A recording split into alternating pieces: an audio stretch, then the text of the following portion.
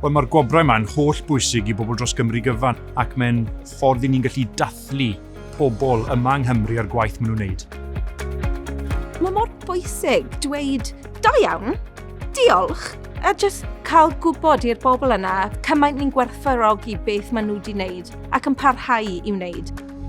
To be nominated is amazing. It makes me feel proud.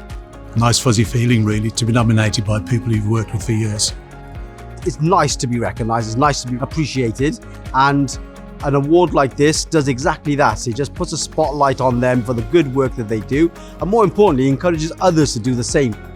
Oedd o'n surprise mawr bod ni'n cael nomineiddio ac yn anrhyder mawr hefyd, achos da chi'n meddwl o'r eich gwaith bob dydd bod rhywbeth fel hyn yn mynd i digwydd i chi. Oedd o just yn anhygoel, really.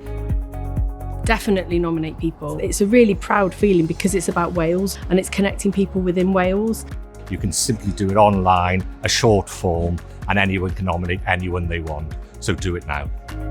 If anyone has anyone at all that they want to nominate for this, then they absolutely should, because it's such a special, such a meaningful thing to be nominated for. Nomineidiwch rhywun rwan achos mae'n mynd i newid bywyd rhywun heb i chi sylweddoli. Nominate now! If you know anyone that you think you could nominate for any of the St David's Awards, please nominate now because it really does mean the world.